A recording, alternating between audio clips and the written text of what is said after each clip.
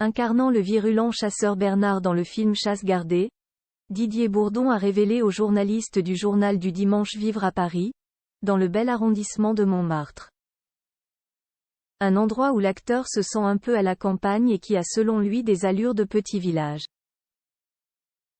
La suite après la publicité prochainement à l'affiche du film Chasse gardée, en salle le 20 décembre 2023, dans lequel Camille Lou et Hakim Djemili, dans les rôles d'Adélaïde et de Simon, incarnent des Parisiens ayant déménagé dans un petit village.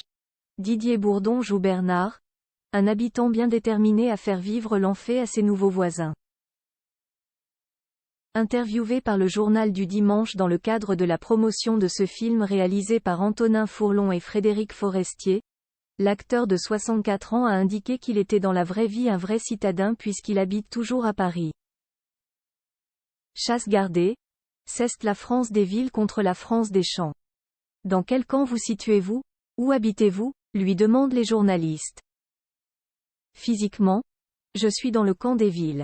Mais j'habite à Montmartre, un quartier aux airs de village, je ne me verrai pas vivre dans un arrondissement trop parisien. Et j'ai pris goût à la campagne. Je viens de tourner un film dans le Finistère. Ma femme venait m'y rejoindre le week-end. J'étais bien content de ne pas rentrer à Paris. Du temps des inconnus. Nous écrivions d'ailleurs tous nos sketchs dans une petite maison du Soissonnais. On était plus zen, moins stressé, répond l'ancienne star des inconnus. Didier Bourdon inquiet pour ses enfants au cours de cette interview sur cette comédie fraîche qui oppose deux France qui s'affrontent. Didier Bourdon a dressé un portrait inquiet de son pays dont il regrette l'ensauvagement.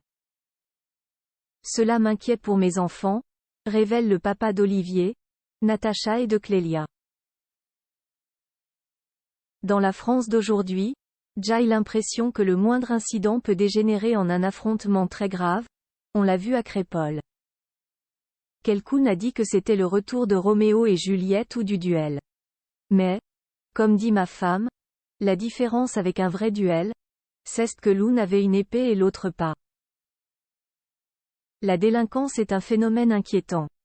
Selon le mari de Marie-Sandra Badini-Durand, la France va mal et serait même sur le point de connaître son plus grand déclin de l'histoire.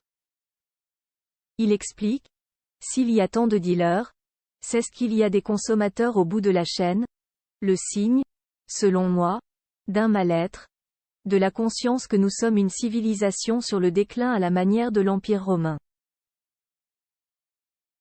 Et j'ai tendance à croire à ce déclin, qui me paraît irréversible. Un portrait peu flatteur de la France de demain. La suite après la publicité. La suite après la publicité.